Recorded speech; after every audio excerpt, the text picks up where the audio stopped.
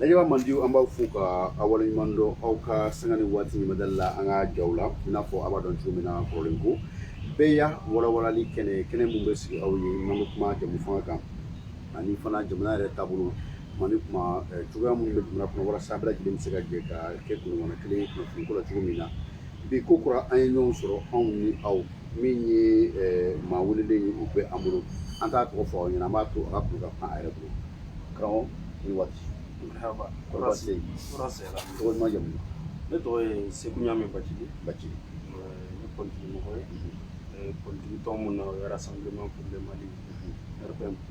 Au section mun be Nioro du Sahel taw. Au secrétaire général tabaraka. Au sun ka bureau national. Bo la mais le 3 avril. De la Nioro du Sahel section nyemo koy. Bo bi nyamari an ka bu étape do la étape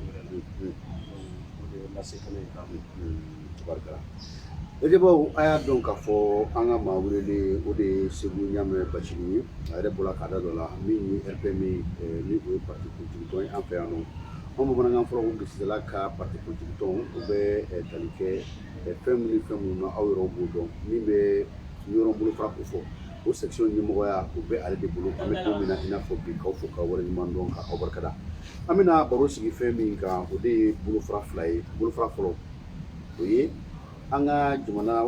frontier fanga ambe domina ina fo wati ko fole min kundila frontier fanga nyemoma una se ko ka baraka ka beni oye wa we ngali ko flo ye babu be da ko flana o de ambe domina fo bi anga jumana ministre nyemo premier ministre atlaka bara bulu dalu jira min anga chwanchela fanga wasa bulu mawla o baro bi chumuna ani anga ma welle Sekunyame Bachili ale ka kle munu kan amina jega baro ke o de kan ngali fro ambe tumanche fanga kondona be ya do muna tumate fanga o antna singa ko bela gambe dum na fo bi mi ko ni wati mina bara no be damene afra ko karota ani shegi ko odila tumanche fanga nyemo ma wasa baro ko sika ka be kuma refe ambe dum na fo bi ka bo amboro la kana bla anjoro la sa efe bara munu fola ani to munu fola abse ka ben wat ko kolema wa Bachili. Merci encore une fois M. Touré. Alhamdulillah rabbil alamin. Il y a une question d'Iran. Même profiter à nimbe do kuma ko taw pour li ke katara Allah je bawo bela jere wati atla ga tasbillahi taw Mali ambora wati kele mon ko bi wati mun ko tala jena taw ma chama ni tora wati ko nala be tali ke civil kunda be tali ke sorasi kunda be tali ke al andeme ba jamana munu mo bla kan andeme on ambe tasbilla ke katra munu ni tora kele ko nala on ga jamana ka o temelen ko fe ka duwaw donke banabato fana taw ala ka kenya to Allah atla ga tasbilla ke katra kuna sini encore Segu sirala anga jamana de chaman ni tora sira banka kasara be ka sibla ke katra u fana mun lawo fo mamunu jogina accident fran ko nala ka do donc ala ka kenya Allahumma ni ngora e mena ika ni kali se ni ya ke ni français fanga adam nena ni nyema folo munu taw du nyemo am se ga ko lute do ni bandaw ani mokarwan afora ko sobe abe damine wakimi concertation kera no e clé saba lajere o clé saba lajere ko nala nere kumbe nga parti to wala donc encore ni anye asu ko sobe anya asu anya ko awati baranu vraiment temenu temesra nyumani donc maje fitinu kumbala o dina tige bara be liasi do be nye do tenye ante mena ulu ka ambulu bla anko mais o clé saba bara en ko nala concertation ko no de ayira ka ko gafikatla gafe mi ko nala en tant que avec constitution ga anake constitution noroblai c'est abina fo o gafe mena donc me fanga mi namba konna la awo o be bolisira munu fe o gafe mbe kuma uluka namba fa ma ko sar la transition o kle saba bara en konna la o gafe ta awo sarti inde konna la malido munu kumbe concertation kene ka jera ka fo ko ka transition ke 18 mois no e kalota ani sigi sankele ani kaloro awati ne ka parti no e RPM on hakilna ko nyumuni we ka fo transition ni wati kungurni le fembe sega ke akonna la awo transition ni wati mballa teme kana na nye fanga normal konna wala on la nyini ke an ko transition ka kɛ san kelen kalo 12 nka mɔgɔw sɔrɔla jama fanba ko ka kɛ kalo 18 bon an mana bɔ ni décision min ye hakili la bɛɛ bɛ taa o sira donc o hukumu kɔnɔna la an taara ni o kalo 18 o kalo 18 an b'o de kɔnɔna la donc président fɔlɔ nana n'o ye Bandaw ye a n'a ka premier ministre Moktar Wane donc n'i y'o bɔ kalo 18 na a bɛ to kalo 9 olu kun ye gafe dɔ dilan gafe min b'a jira k'a fɔ olu ka waati kɔnɔna la transition waati kɔnɔna la u mako bɛ baara minnu na n'a nun bɛ dɔn n'o bɛ se ka kɛ sababu ye ka na n'an ye transition yɛrɛ kuncɛ ko ɲuman na donc olu ka o baara kolo girin 6 axes kun ye olu ta walasa transition in bɛ se ka boli o kɔnɔna la ala y'a kɛ olu kɔni ka fanga danna sira la donc o gafe in bɛ yen mais u ka fanga danne ka waati kɔnɔna la i mako bɛ se ka se nin ma walasa ka se ka fanga mara donc jamana sariya do a kan ka an b'a fɔ o de ma fɔlɔ ni pouvoir normal bɛ an b'a fɔ DPG mais an bɛ transition kɔnɔ komi an tɛ se k'a fɔ déclaration de politique générale élection ma kɛ ka maa sigi n'o ye PAG donc o PAG in ye wajibi ye premier ministre ka a ka taa CNT mɔgɔw ɲɛkɔrɔ k'a yir'u la bon bakuruba la ne hakilina ye nin de ye jamana cogo n b'a fɛ a ka kɛ tan n b'a fɛ a ka kɛ tan mais premier ministre nommé ka na premier ministre a la a kun y'a ɲini ka parti politique dɔw yan ni regroupement des partis politiques anw ka regroupement b'o kɔnɔna la n'o ye ensemble pour le Mali EPM ani anw ye ɲɔgɔn kuma ɲɔgɔnya o kuma ɲɔgɔnya in kɔnɔna la a da kun magara transition yɛrɛ waati ko a bɔra kulu dɔ de kɔnɔna la n'o ye Dr Sogol Kokala Mayiga ale bɔra FP ye waati jan kɛ u bɛ ka fanga kɔrɔ kɛlɛ donc o fanga kɔrɔ kɛlɛli kɔnɔna la u ye fɛn damadamanin fɔ k'u bɛ fanga kɔrɔ lagosi ni olu ye c'est-à-dire u bɛ fanga kɔrɔ accuser olu fɛn damadamanin ninnu o dɔw kun ye mun ye ko layidu timɛbaliya ko fanga kɔrɔ taabolo kɛra o ye n'u ye layidu o layidu ta jamanadenw ye ko o dɔw fana kun ye mun ye tugun u y'a jira k'a fɔ sariya sɔsɔ ko fanga kɔrɔ fana taamasiyɛn dɔw e kan ka cogoya jira malidenw na mun b'a jira k'a fɔ danfara bɛ e n'o tigi cɛ sinon e y'a kɛlɛ fɛn min kosɔn k'a fɔ taabolo jugu min b'a bolo ni e yɛrɛ tilala ka na segin o taabolo jugu ninnu kan c'est comme si i y'a jira malidenw na de e k'u mako bɛ dɔrɔn de karisa ka bɔ yen ne ka na mais i m'a kɛ walasa ka c'est pourquoi anw ko ko an jɔrɔlen don ni nin hakilina ninnu bɔra ale n'a nɔfɛ mɔgɔw la fɛn minnu don a tɛ se ka peut-être kuma kɔnɔna la waati kɔnɔna la a tɛ se ka kɛ waati kɔnɔ parce que hali ni an ye san 2 fara transition kan dɔw tɛ se ka kɛ a kɔnɔna la kuma tɛ kalo 18 tɔ yɛrɛ kalo 7 de donc il faut être bref précis et objectif hali bi sikana ba anw na n'a y'a sɔrɔ délai in a b'a fɛ ka respecter a kɔni y'a fɔ ayiwa an bɛ don min na i n'a fɔ bi an bɛ se k'a fɔ premier ministre kɔni a ye wulikajɔ caman kɛ i yɛrɛ y'a fɔ a ka taa ne ka segu na min ye fɛn mɔgɔw ye ani jɛnɛjɛkulutɔn caman bɛ yen nɔ a y'a ɲini ka olu ye an y'a ye fana k'a fɔ min ye waati wɛrɛw la i da sera fɛn dɔ ma tɛmɛsenna na i ko ko organe unique k'u mako bɛ ɲuman mun na u tɛ n'o sɔrɔ nin ta in kɔnɔna la donc c'est pourquoi dɔw ko k'u ma se ka anw yɛrɛ faamu an minnu ye politikimaw ye minnu y'a ɲini organe unique de gestion ka sigi parce que anw ka laɲini don n'i y'a jateminɛ dialogue national inclusive la lajɛrɛba mun kɛra ka Dr Bubu Sise to premier ministre ya la an y'a laɲini an ko ko organe unique de o jaabi ka nɔgɔn maaw m'a fɔ ko administration territoriale man ɲi sabula o ye jaabi kunfɔlɔ minnu bɔ mankan ma wuli olu nɔfɛ o mankan wulila min cour constitutionnelle a fɔra de ko cour constitutionnelle de bɛ jaabiw yɛlɛma ko chaque fois ni maaw y'u ka élection kɛ jɛlenya kan n'u gagnera n'a sera cour constitutionnelle niveau la maa min bɛ fanga la o bɛ cour constitutionnelle mɔgɔw bolo tɔrɔ min k'a bila o ko u bɛ résultat yɛlɛma ka bɛn n'ale ni contrairement à ce qui se passe actuellement Dr Sogol Kokala n'a ka maaw ko k'u bɛ organe min sigi n'an y'u bila u k'o sigi yan ni élection cɛ o tɛna kɛ organe ye organe min bɛ se ka kalafili jɛlen organiser ko mankan ma bɔ a la parce que n bɔra ka yɔrɔ min f'i ye sa k'a fɔ mankan ye cour constitutionnelle taabolo kura in na cour constitutionnelle ma bɔ a la o toujours cour constitutionnelle de bɛ jaabi laban di olu ka schéma in kɔnɔna la u bɛna organe unique in sigi c'est comme si ka élection in organisation minɛ administration territoriale la ministre la dɔrɔn k'a di ministre wɛrɛ ma parce que a ma bɔ gouvernement in kɔnɔ dɛ Sogɛl ko organe unique de gestion bɛ di ministère de la refondation de l'état de ma o i ka sama i ka o tɛ politique a espoir Mali kura la a tɛ M5RFP la Sorasi de bɛ yen Sorasi de maa si ka parti la mais voilà il est neutre il est censé être neutre mais n'i y'a minɛ Sorasi la ka n'a di maa min ka coloration dɔnnen don donc o élection est-ce que o fana tɛna bange mankan kuraw la wa donc n'i ye jorona caman ye et puis n'i nana hali an k'a kɛ hali n'a ye organique in créé a kana di nin si yɛrɛ ma a yɛrɛ ka maa dɔ ta mun ka d'a ye mun y'a to mankan wulila élection tɛmɛnen ninnu na pour constitutionnel de o tɛ administration bɛ résultat provisoire de bon ale ka schéma in kɔnɔna la organe unique bɛna créer mais a bɛ résultat provisoire de parce que toujours pour constitutionnel de bɛ contentieux donc tant que cour constitutionnel ni anw tun ye proposition minnu kɛ walasa cour constitutionnel ni yɛlɛma ka don o taabolo la a kana kɛ tugun ni maa minnu bɛ cour constitutionnel la dɔrɔn u b'u sago kɛ maaw kan o proposition ninnu de bɛ taa ba la olu proposition ninnu tɛ se ka taa ba la fo révision constitutionnelle de ka kɛ donc ça veut dire quoi n'an k'an bɛ organe unique de gestion créer f'an ka taa révision constitutionnelle la fo ni cogoya yɛlɛma parce que cour constitutionnelle ni problème ye mun cour constitutionnelle c'est composition in na président de la république ale bɛ maa saba de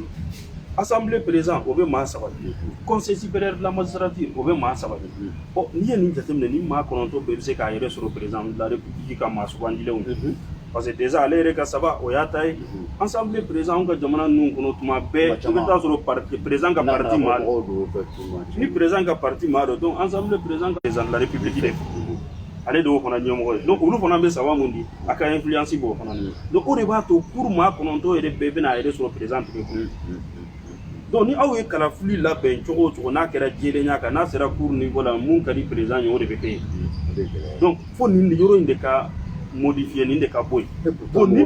mɔgɔ dɔw fana tun y'a jira i ka kuma latigɛ kɛ ko hali bandaw ni Karwani ka baara waati kɔnɔna na ko a ɲinina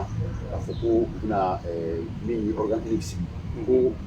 politique tɔnw k'a minnu ye fanga ɲini tɔnw k'a kun sɔnna a ko ma kɔsɛ in na n bɛna ɲɛf'i sɔnna ma ko mun na a bɛɛ bɛna ɲɔgɔn sɔrɔ n ka kuma kelen de kɔnɔna la parce que ne ko dialogue national inclusif yanni bandaw ni Karwani kana organe unique de gestion kuma bɔra dialogue recommandation de dernier recommandation dernier recommandation a tilala sigiyɔrɔma saba de parce que caman bɛ yen u tɛ sɔn gafe ninnu kalanni ma o de la u tɛ maaw ka kuma faamu n'an b'a ɲɛfɔ n'i ma gafe ninnu kalan e tɛ se k'an suit ka ɲɛ parce que anw bɛ raisonnement mun kɔnɔ voilà anw bɛ raisonnement mun kɔnɔ olu t'o kɔnɔ dernier ye recommandation tila à 3 niveaux a sigiyɔrɔma fɔlɔ ye jumɛn a fɔra court terme moyen terme long terme o de ye sigiyɔrɔma saba ye court terme ko fɛn minnu bɛ se ka kɛ sisan nɔgɔnin na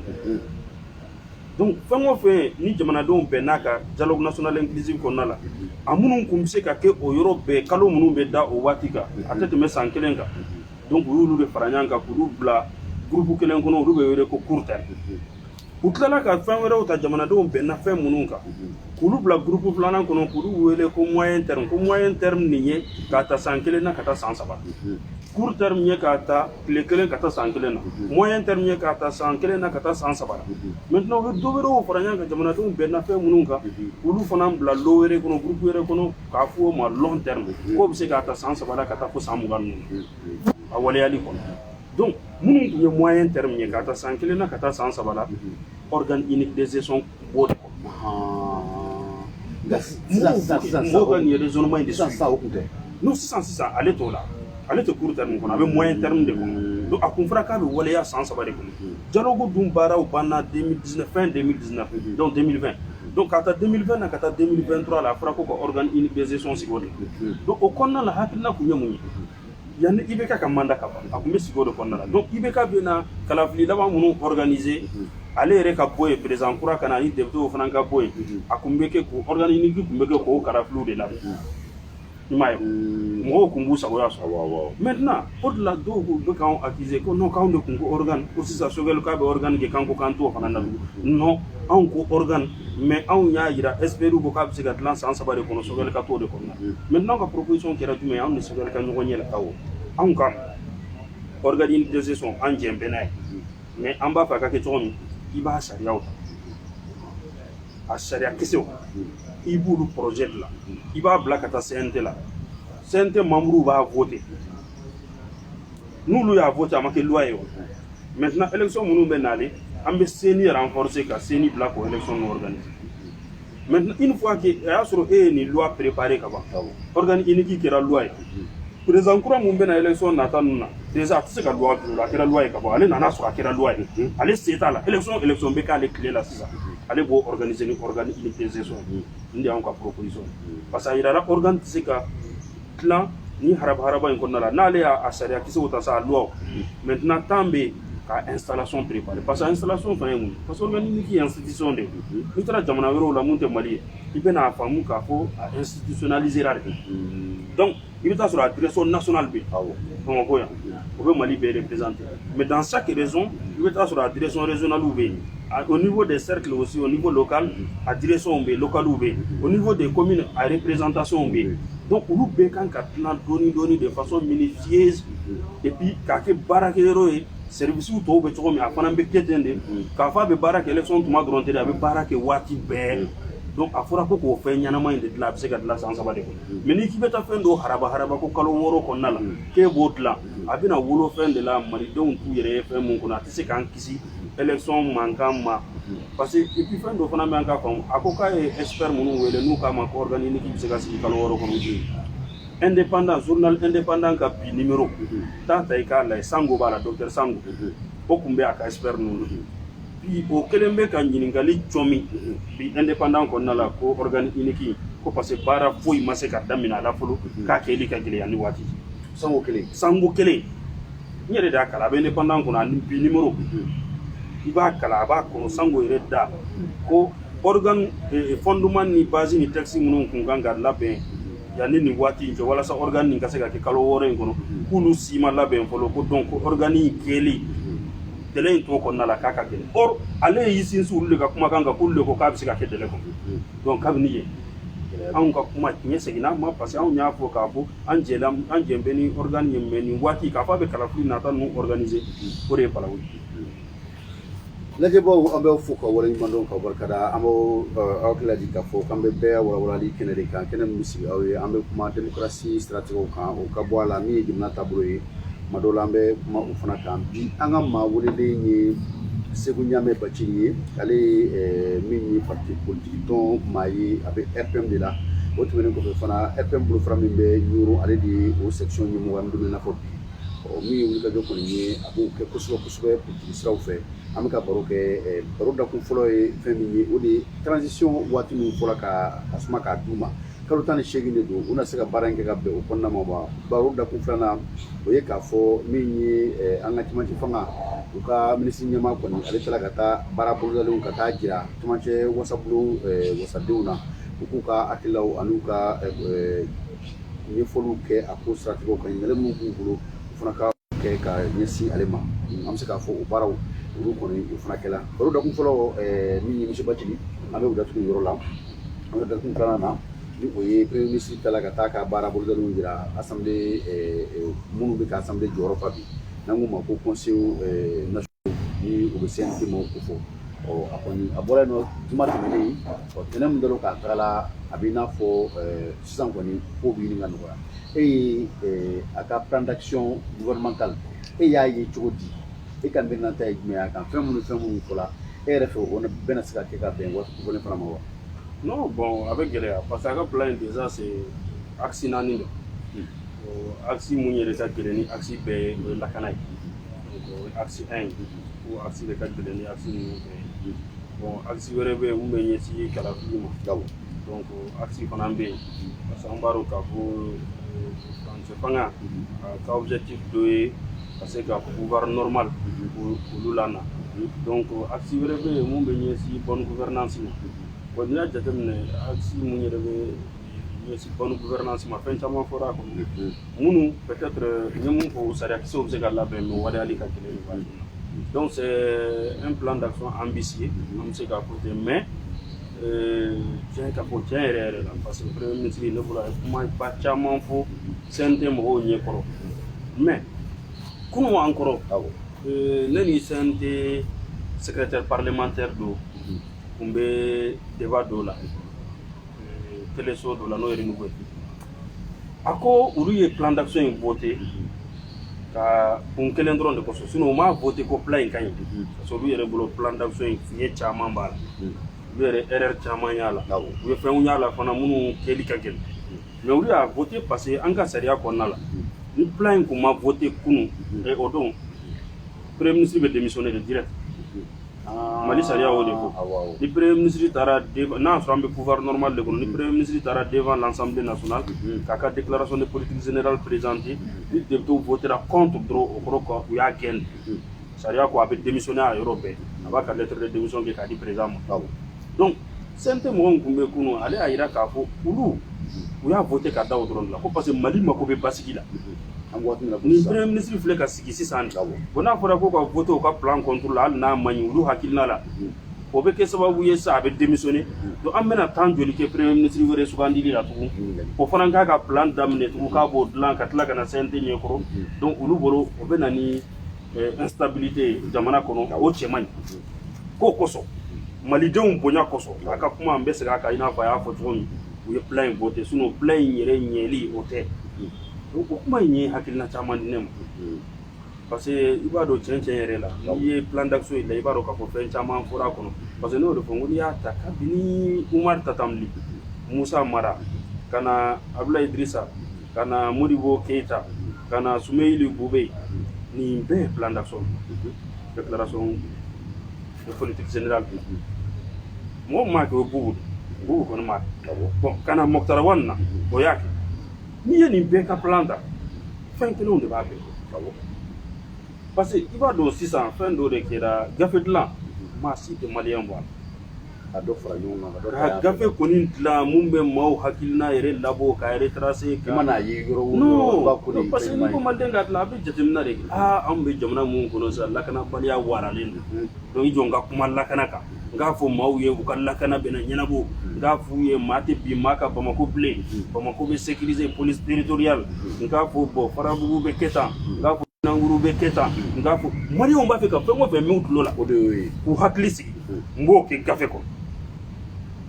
donc n'a fɔra ko ka dun ko juguya o fana bɛ se ka kɛlɛ ni fan fɛɛrɛ o fɛɛrɛ ye corruption bɛ kɛlɛ ni fɛɛrɛ o fɛɛrɛ n b'o hakilina ɲumanw labɔ k'olu bɛɛ kɛ gafe kɔnɔ n'a fɔra kalanko bɛ ɲɛ ni sira o sira ye sɛbɛn sisan o kɔrɔ ko mun b'an bolo la constitution du 25 février 1992 o bɛ bila kɛrɛfɛ donc an bɛ sɛbɛnnikɛlaw ɲini u ka miiri article par article ka constitution kura dilan Mali n'o ye sariya sunba ye donc ko yalima an b'o de kɛ wa ou bien an bɛ constitution du 25 février 1992 k'o de réviser peut-être yɔrɔnin minnu ma ɲɛ a la n'olu kɛra fiɲɛ ye a waliyali kɔnɔna la k'a essayer k'olu falen pour que an bɛ se ka sira ɲuman sɔrɔ cogo min ko o fɛn fila in na ka modifier ou bien ka kura dilan k'o décision bɛ ta assise nationale de kɛnɛ kuma lamɛn Sogɛl de y'o fɔ CNT la CNT membres ɲɛkɔrɔ au même moment le même Sogɛl dit k'a fɔ ko calendrier électoral min ni Mokhtar Wane kun y'a ta k'o calendrier électoral k'ale yɛrɛ b'a yɛrɛ ye o de kɔnɔ wa ale bɛna baara kɛ n'o de mais n ko o la déjà élection dɔ kun sela ka ban waati in na voilà i ye n ka kuma ye sisan n ka kuma bɛ fɛ k'a yir'i la de fiɲɛ a yɛrɛ ka kumaw bɛ ɲɔgɔn sɔsɔ niveau minnu pour que k'a yir'i la gafe a y'a dilan de dɔrɔn mais a yɛrɛ a waleyali a ɲɛ t'a cogoya yɛrɛ pourquoi parce que Mokhtar Wane ka calendrier électoral nin o bɛ daminɛ référendum na référendum ye octobre de ye bon assise nationale bɛ kɛ tuma jumɛn ale ko assise nationale de b'a décider ni révision de bɛ kɛ ou bien ni nouvelle constitution de bɛ sɛbɛn donc assise mun yɛrɛ kan k'o décider o assise yɛrɛ ma kɛ fɔlɔ hali a baaraw ma daminɛ au même moment e tilala k'a fɔ ko calendrier électoral mun ko référendum élection bɛ kɛ nin date ninnu na k'e b'o calendrier de maintenir c'est impossible i yɛrɛ sɔsɔ kabini ye a tɛ se ka kɛ o mais i taar'i jɔ maaw ɲɛkɔrɔ dɔrɔn ka kuma fɔ o de la CNT vraiment CNT nana cogo min an bɛɛ fana b'a dɔn c'est-à-dire an bonya bɛ maaw yɔrɔ dɔn minnu bɛ a kɔnɔ n'u b'a baara ɲɛdɔn n'an ka sɔn fana k'a fɔ maa baden de b'a kɔnɔ minnu tɛ kun ni ju dɔn CNT ko la minnu tɛ kun ni ju dɔn gafe ko la minnu Sogɛl yɛrɛ jɔlen olu ɲɛkɔrɔ u bɛ paniquer u complexelen don sinon nin document in a fiɲɛ bɔli foyi ma nɔgɔya fiɲɛ baden de b'a kɔnɔ wa a bɔli k'a da malidenw k'a ye foyi ma nɔgɔya yɛrɛ sɔsɔ caman de bɛ a kɔnɔna la parce que tu sais k'a fɔ Mukutari Wade ka calendrier a fɔra Sogɛli ye parti politique bɛɛ farala ɲɔgɔn kan k'a ɲini a fɛ k'a fɔ k'a ka calendrier électoral précis k'a k'o de labɔ a dɛsɛra k'o de labɔ donc komi waati y'a ta tigɛ ma a ma se k'a labɔ a taara CNT ɲɛkɔrɔ k'ale bɛ Mukutari Wade ta de maintenir or ale ɲinɛna k'a fɔ Mukutari Wade ta in na élection 6 de bɛ organiser kalo 7 de tor'e bolo e bɛ élection 6 organiser cogo di bi parti politique b'a ɲini dans l'ensemble a caman a ka taa élection présidentielle nin de ma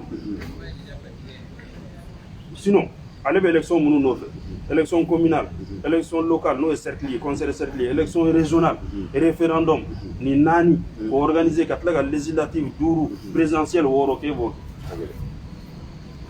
c'est pourquoi a b'a fɛ ka dutu dɔ mɔgɔw kunna k'a fɔ waati in tɛ bɔli kɛ parce que ale de ye baara caya n'i ye baara caya k'a yira malidenw na fɔ n ka nin bɛɛ kɛ malidenw b'a fɔ nin ka ca waati ma waati tɛ bɔli kɛ n'i ye maliden caman bɛ k'a fɔ waati tɛ ka bɔli kɛ an kana jugu la dɛ u bɛ k'a fɔ ka da kan u ye mun ɲɛ u ye la mun ɲinɛ u la mais tiɲɛ yɛrɛ yɛrɛ la mun ɲinina Sogɛli fɛ n'o ye ka taa élection présidentielle ninnu a ka élection tɔ ninnu to yen o de ɲinina fɛ n'a y'i ɲɛsin o ma malidenw t'a fɔ ko baara ka ca waati min parce que yanni 7 mois a bɛ se k'o organiser. Il y a 7 mois cɛ a bɛ se k'o organiser n'a y'a ɲɛsin ka taara min ye élection présidentielle damade ma o baara kɔni an bɛ se k'a fɔ o ka nɔgɔn tɛ baaraba demande an bɛ an ka baro kuncɛyɔrɔ la ka ban monsieur Bacili baro in kɔni ka di kosɛbɛ an b'a lajɛ aw fana ye faamuyali caman sɔrɔ aw ka min ye jɔw la kabi aw sigiyɔrɔ la a mana kɛ yɔrɔ o yɔrɔ sisan baro kɔni an bɛ se k'a fɔ bi waati kofɔlen minnu sumana ka d'a ma o bɛ ɲini ka tɛmɛ n'o y'a sɔrɔ wele Dani bolo ka taara maliyɛn bɛɛ lajɛlen ma Mali kɔnɔ ani Mali kɔ kan donc an bɛ waati min na ko sisan ni waati vraiment weleli kan an bɛ se ka foli de kɛ ka taara maliden bɛɛ lajɛlen ka ɲini u fɛ fana ko hakili to u yɛrɛ d'être vigilant parce que nin waati laban ninnu na fɛn importance bɛ fɛn bɛɛ foyi tɛ se ka minimiser bilen parce que an bɔra gɛlɛyaw de kɔnɔ an bɛ dɔw kɔnɔ déjà an b'a fɛ ka b'u kɔnɔ donc don nata ninnu ka gɛlɛn walasa an ka se ka sira d'an yɛrɛ o sira di in na bɛɛ kan ka malidenya mɔgɔ si ma wusa ni mɔgɔ si hakilinaw bɛ se ka fɔ ɲɔgɔn ko ça c'est normal surtout démocratie yɛrɛ fondement y'o de hakilinaw bɛ fɔ ɲɔgɔn ko an bɛ ɲɔgɔn bilasira mais a man ka mɔgɔw bila ka se fo niveau dɔw la an bɛ se ka don ɲɔgɔn kun niveau minnu na donc bɛɛ ka bɛɛ bonya ni hakilina ye an ka ɲɔgɔn minɛ mais an k'a dɔn k'a fɔ fana bɛɛ tɛ se ka fara ɲɔgɔn kan hakilina kelen na n'o yɛrɛ kɛra maa min bɛ ɲɛmaya la a bɛ salaya baara la a bɛ k'a kɔnɔ ko fɛn bɛɛ ka ɲi il faut que dɔw ka kɛ yen minnu fana ni fiɲɛ bɛ yɔrɔ min na u bɛ se ka courage sɔrɔ k'a fɔ u k'o fɔli in fana t'u kɛ maliden jugu ye mais a b'u permettre olu ka sira yira k'a fɔ an bɛ ka taa sira mun fɛ nin man ɲi an bɛ se ka tɛmɛ nin fɛ bi an b'a fɛ k'a dɔn dɔrɔn an ko Assimi Goïta ale ka investiture la a y'a fɔ k'a fɔ a ye dɔ tigɛ ka bɔ a yɛrɛ ka nafolo dɔ la donc an tun b'a fɛ jamana ɲɛmaa wɛrɛ minnu b'an bolo n'o ye premier ministre ni ministres ye u ko k'u t'a fɔ mais an kɔni déçoira parce que an y'a ye premier ministre tɛmɛna CNT la bɛɛ tun bɛ k'a kɔnɔ dɔn k'a yɛrɛ ka 75 millions k'a bɛna fɔ k'a ye dɔ bila o la mais an m'o kuma mɛn a kɛra jigilatigɛ ye mais hali bi an b'a ɲini u fɛ walasa crise sociale minnu bɛ yen mun ye école ko ye an ka denmisɛnninw ka kalanko jɔyɔrɔ b'an na kosɛbɛ o crise sociale ninnu pour que a ka se ka ban il faut que minnu bɛ ɲɛmɔgɔya la u ka sacrifice ba kɛ walasa ka dɔ b'u yɛrɛ ka fɛn na u bɛ syndicat deli donc ka maliden bɛɛ fɔ mais foli fanba k'a di aw yɛrɛ ma aw kunnafonidilaw aw minnu bɛ kɛ sababu ye k'an ni an ka jamanadenw k'an surunya ɲɔgɔn na u ka se k'an hakilinaw dɔn an b'a aw yɛrɛ fɔ donc ka bɛɛ lajɛlen fɔ hakɛto bɛ kuma sallallahu Muhammad hakɛto bɛ kuma na min ye o de bɛ an ka maa weleli ni o ye Segu Ɲame Bacili ale ka bi kumaw kuncɛ an y'a jira o la k'a fɔ maa min bɛ yen n'a bɛ politiki baaraw la kɛrɛnkɛrɛnnenya min ye RPM ye n'o ye Rassemblement pour le Mali Sela ka tɔn o tɔnden don o tɛmɛnen kɔfɛ min ye kɔbili fara min bɛ yɔrɔ kaw fɛ yen nɔ ale de ye o section ɲɛmaa ye min ye bureau de jeune fana ye bi a bɛ o la nka n'i kɛra section ba ɲɛmɔgɔ ye yɔrɔ ko wɛrɛw b'o kɔfɛ n'Ala sɔnna ma taalen ɲɛfɛ n'an ye ɲɔgɔn sɔrɔ baro wɛrɛw kɛnɛ kan an b'o bɛɛ lajɛlen daɲɛnamaya aw ye anw bɛ ka baro kɛ fɛn min kan bi bɛɛ walawalali kɛnɛ kan o de tun ye démocratie kɔnɔna na fɛn dɔw fana bɛ yen n'o fɔla o kɛli ye wajibi ye i n'a fɔ fanga min sumana k'a di camancɛ fanga ɲɛmaaw ma u ka baaraw kɛ ka bɛn o kɔnɔna na kalo 18 o na se ka kɛ ka bɛn a waati ma wa ɲininkali tun bɛ yen nɔ premier ministre taara ka baara bolodalenw yira an ka camancɛ wasabulon maaw la CNT maaw an ye barokɛkun filanan kɛla o ye aw fo ka waleɲuman dɔn aw ka ɲumadali la ni ɲininkali fɛn fɛn kɛla ɲininkali fɛn fɛn bɛ yen n'u bɛ aw bolo ka dira an ma a bɛ se ka o ɲininkaliw bɛɛ lajɛlen kɛ an ka nin video ninnu commentaire la an b'a ɲini aw fɛ a ka video ninnu a ka aimé a ka partager walasa maa caman bɛ se ka nin kunnafoni sɔrɔ cogo min na u to u sigiyɔrɔw la an bɛ aw fo ka waleɲuman dɔn ka bɔ kɛnɛ ka ɲuman la nin baara in bɛ kɛ maa caman fɛ samiyɛ dɔ la an b'a fɔ nin kɛnɛ in kan ka taa se min ye Gawusu n b'a fɔ min ye Jɛyi ka taa se Berete ma Mamadu Berete kumaba ka taa se tɔnden bɛɛ lajɛlen ma olu ka se wani k'an dɛmɛ ja ninnu na ani k'an bilasira o baaraw bɛ kɛ kosɛbɛ Dawuda Kulubali fɛ ale bɛ k'an dɛmɛ jako la bi ja ko tigiba o yɛrɛ o ye Badara Alu Dubuya ye bɛɛ lajɛlen ko Bad an b'a fo ka waleɲuman dɔn ka barika da n'Ala ma basi kɛ aw ni